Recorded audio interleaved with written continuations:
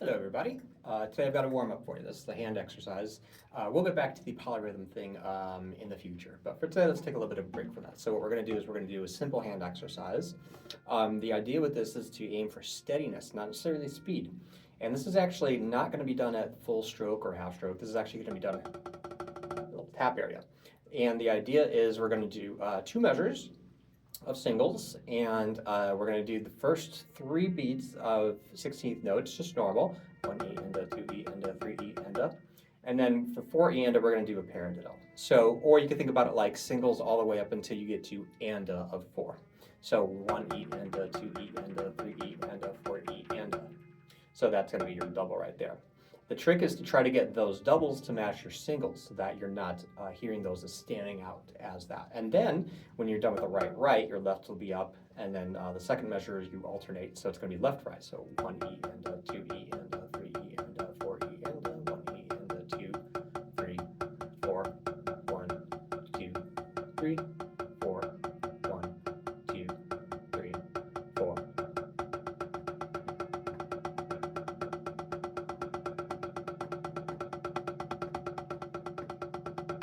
And the idea is you want to try to get it not only even with your singles right to left. A lot of times in my experience of teaching, what I find is a lot of students that are right-handed will lift their right up bigger than their left hand. So what I recommend in that case is not to bring your right hand lower, but actually bring your left up a little bit, because it's probably holding you back a little bit. So instead of this, you might hear, that's what we're trying to get rid of. So we don't want that. So nice and even.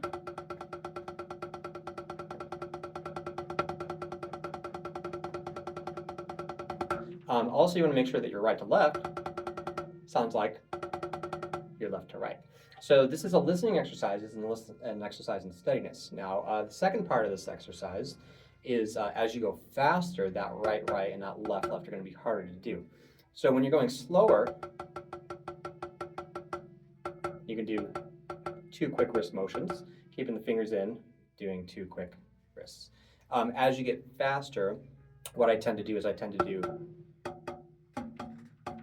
finger.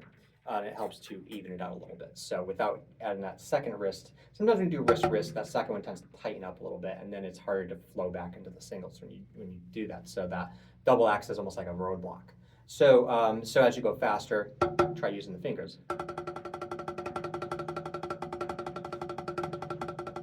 So and so on. That was really sloppy, but that's the idea. So.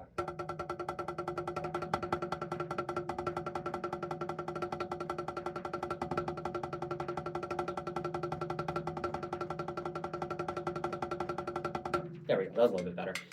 So that's the idea, and that's pretty fast. Notice how as I go faster, I'm not getting louder. This is not a volume exercise. It's not an acceleration or a deceleration exercise. You're keeping it steady at the same volume. And I did a couple paradiddles and stuff in there too. So that's the idea, is eventually to mix up your sticking while keeping that kind of nice pace going, and keeping the levels steady, both right to left as well as singles to doubles. So that's it. Pretty easy exercise. Hopefully you have fun with this.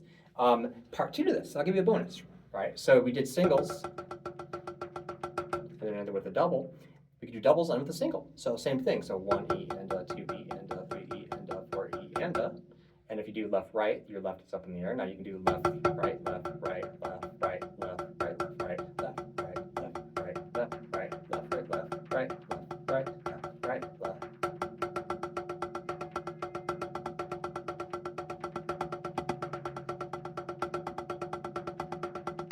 So on and so on, same exercise. And then put it all together. Do the singles and to the left singles, and then do the right doubles and the left doubles, and see if you can make them all mixed up and sound nice and even. So that's the idea. Once you're comfortable with that, move it around the drum set if you want to, but this is really just kind of a nice warm-up for your practice pad. Starting off slow, using small wrist motions, small finger motions, or combinations of the two. So any problems, questions, concerns, you let me know. If not, I'll see you next time.